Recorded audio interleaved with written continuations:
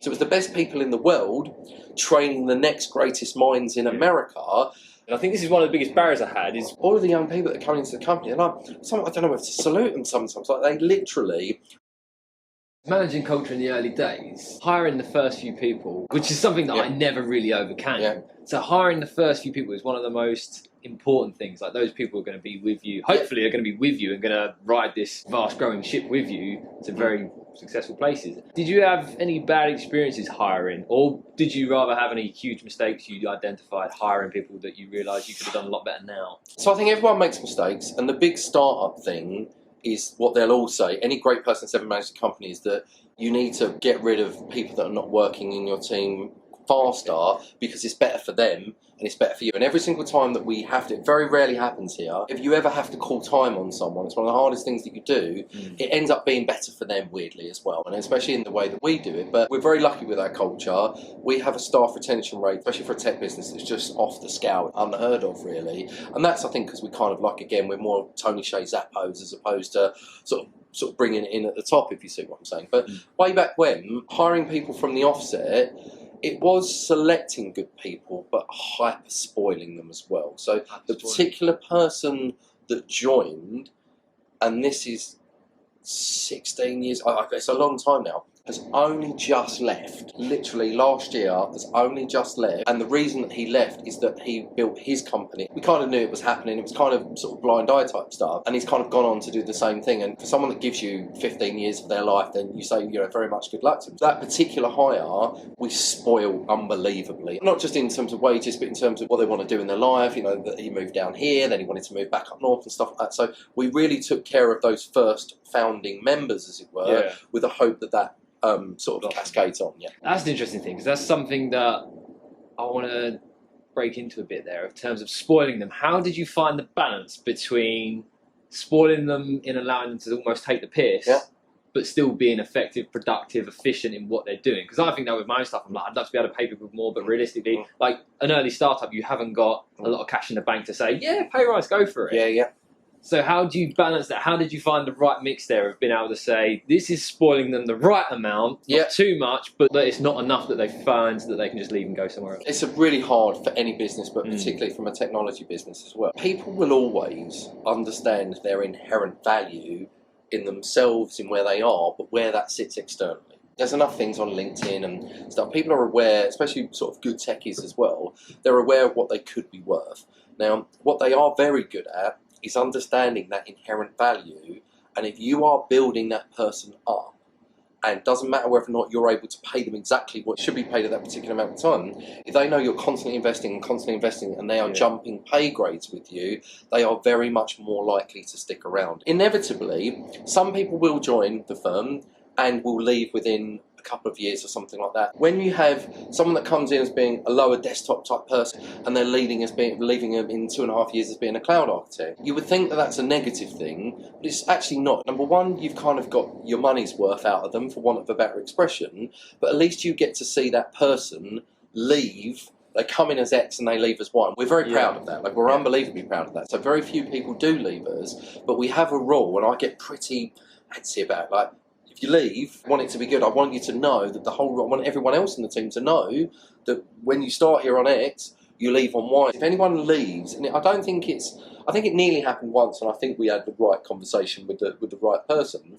for someone to almost leave on the same job, like the same level, the same jobs, like that to me is is kind of disrespect to the culture. But it's really hard finding that balance. But it's the same with developers. Like all the studies would suggest, like a software developer, they want to be trained. They want to learn new things. Every software developer wants to play about, do a bit of R&D time. Google has this 20% rule where 20% of their time can be doing what you want effectively, but they want to know that they're being mentored. So we're lucky. We've got someone that is effectively just paid as a professor, does do some special ops projects, doing some machine learning bits for him, but he's literally there as a mentor, as a guide, and as a trainer for the developers. And this is a guy that used to be £1,000 a day type guy when he worked for me in banks, but this guy spends all of our time training, but not just my junior developers, he trains my senior developers. So my senior developers don't need any more training.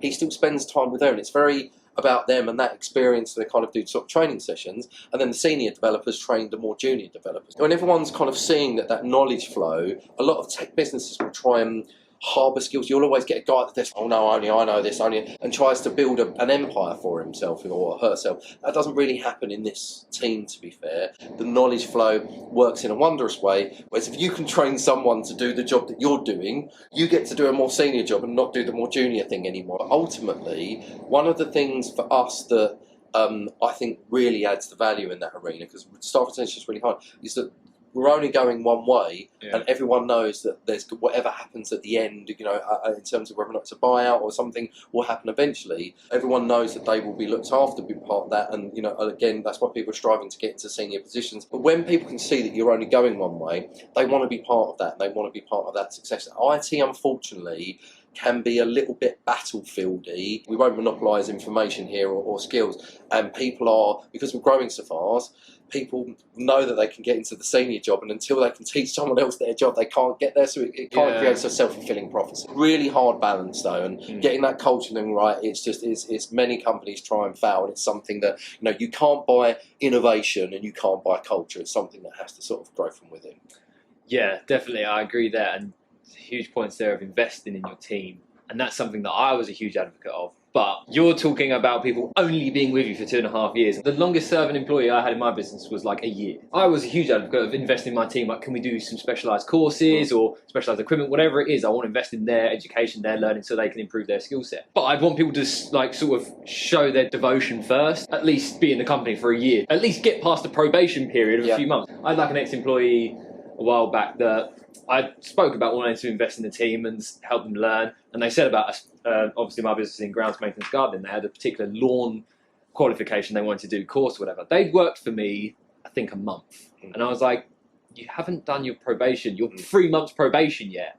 I'm not paying for a course for you to do at 1 month into the company. Spend a year at least at the company, learning, growing, understand the culture, understand the business, where it's trying to go to. And I kind of took offence to it, like, what do you mean you're not going to invest in me? You don't care. And I'm like, you've been here a month.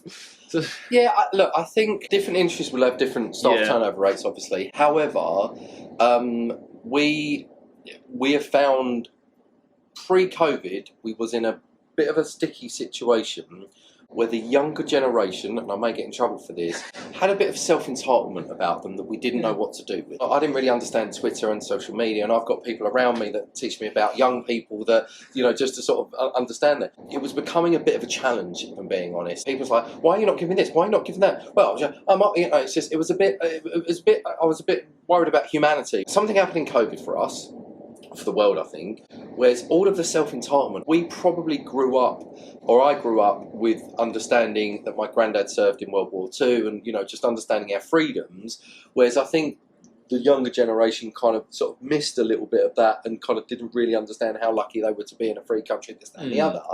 Whereas I think COVID, for the horror that it was, it kind of knocked the self-entitlement out of the younger generation. All of the young people that are coming into the company, and I don't know if to salute them sometimes. Like, they literally, I think COVID's taught them that life isn't always a given, if you see what I'm saying. And taking 2.5 years from a younger generation, I think made them realise that they need to crack on a little bit. We certainly don't have that problem anymore. As before COVID, it was kind of getting a bit dodgy, to be fair. Since COVID, it's just, you know, the sky's the limit for us now, to be fair. In terms of like development, learning, what about your own experience there? So, like, obviously having a startup business or multiple startup businesses, being an employee, whether that comes with a high pay grade or not, going from that to then managing, building a team. Yes. There's a lot of personal development there. How have you seen yourself grow in that time? Yeah, it is. And it's hard because I'm not an intellectual, should we say. My 7-year-old reads quicker than I do. Always struggled a bit with books. The podcasting and YouTube world really sort of helps me. But I must say, and I think there's a certain element in terms of being quite open and making yourself trainable as an individual. We try and tell our sort of juniors this. But I was very lucky that I've had an amazing set of people in banks and outside of banks and even clients as well that have kind of sort of seen some good in me potentially and sort of really invested in me. So it definitely didn't happen without other people helping me and investing in me. And I think you make yourself approachable for that. You put yourself out there a little bit and let people know that you're willing to be criticised. It does help to get some inward information flow. So I think that's definitely had some good mentors throughout my whole life as well. But the thing when I realised when I started, especially when Robo Shadow come along, we started really realising that this is starting to be, and I've got a start-up and a scale-up on my hands, and you know, two very different businesses as well from that perspective. How do you deal with that? So I am very lucky because I have an amazing team. I was able to go, before COVID, I spend 9 weeks of the year in Silicon Valley. As soon as the kids are out of school, we go to LA basically and spend time in Silicon Valley. So we won a pitch contest out there and was offered investment, things like that. So I spend a lot of time, weirdly, in coffee shops, Stanford University. I spend God knows how much time there. I hang out in Palo Alto quite a lot. I go to a lot of the meetups when I'm out there and stuff like that. And it's really just to soak in a lot of the information. And I'm one of these people that just tries to work out a job role or a mindset and tries to just sort of extrapolate that into something that sort of works for me. And then you pick up things like, I was out there having a meeting with an investor that taught me about blitzscaling. Never heard the term before, but then you Google blitzscaling, there's a 23-hour YouTube series from way back in 2005 from Reid Hoffman. He's interviewed Brian Chesky from Airbnb and heads of Google and Reed Hastings from Netflix, and there's 23 hours worth of videos from some of the most amazing people there, and this is all the best people in business teaching the Stanfords, because it's very, you know, they will hang around the Stanford campus in Palo Alto just trying to get the talent sort of as they're coming off the line, as it were. So it was the best people in the world training the next greatest minds in America. And I spent a lot of, it was weird, I flew to the States, I found this kind of video series. My wife was like, aren't you meant to be out and about? No, it's like, no, this video series is so good. You get into some good podcasts. I've weirdly been a bit of a study of philosophy and psychology and things like that, because technology will always do what you tell it to, and it gets easier and easier at that. It's the people and building of people and a team that stands the test of time in a very VC infused type of universe. That's what I think really takes the effort and just sort of understanding how to build. I certainly went and looked into what do investment rounds would look like, and Series A and Series B was sort of very much, you know, do we need investment? We're kind of bootstrapped, but wondering if there's external skills we should have into the business. So I think a combination of being lucky, because I spend quite a lot, I just thought, right, where's it all happening? Silicon Valley. And I've been to every coffee shop in the Stanford campus. And I'd sit and speak to people going through CS50 and things like that as well. But I think in the modern, really that has helped me is following the great leaders, is people like Elon Musk, and understanding what books that they read. If you look at all of the books that all of the great technologists or people, they all talk about the same books, right? They're talking about tribal leadership, they're talking about good to great and stuff like that. They're all recommending the same sorts of books. So spending time understanding and listening to anything that you know, and I'm a little bit of a glory follower. Like, I love, as I've mentioned him already, I love Tony Hsieh, God rest his soul. It was Simon Sinek that sort of helped him build the culture there. So I went to Zappos when I was in Las Vegas. I've been there twice actually. I went around, done the whole culture tour, and really kind of got into that. I'm very much a bit of an immersive learner. I'm not always the brightest intellectually. I'm very much an immersive learner. So if anyone wants to tell me a story or something like that, I'm sort of hooked on it. I've just found the most successful people that I could come across and find out what made them tick, kind of what you kind of, you know, trying to do, no doubt, sort of on the podcast as well, just trying to sort of debunk and make, you know, and work out what made people tick. And probably one of the best podcasts, apart from yours, Hayden, obviously, of course, one of the best guys, Tim Ferriss is outstanding. It's literally, his life is all dedicated to finding the most successful people across all disciplines and trying to make that work. Talking of like leadership and absorbing all that knowledge, and that's something that I've definitely tried to do all my life as much as possible. And something that, if you could share your thoughts on, is as you start to delegate, understanding the difference between delegating and abdicating, and being able to sort of hand over responsibilities, because this is something I always struggled with, is how to actually delegate effectively, efficiently. And I suppose it's different industries, like coming from my industry, having this expectation of what I can achieve, and then putting that into like a system, a protocol, an operations manual as such, and then being able to delegate that over to people. And I expected people to do sort of half of what I was doing, because I'm the business owner, I'm going to work my ass off. I never want you to do that, I don't expect you to, you're on a wage. So it's then delegating that in a way that's effective, that works with what they can do, with then what clients are happy with. Can you sort of go through your experience there? Have you had any challenges in actually starting to delegate and employ people to do these roles, especially like coming from my own experience of I've never really trained. And I think this is one of the biggest barriers I had, is a lot of what I'm learning from what you were sharing is you've been in positions where people have recognised your potential and given you opportunities, mentorship.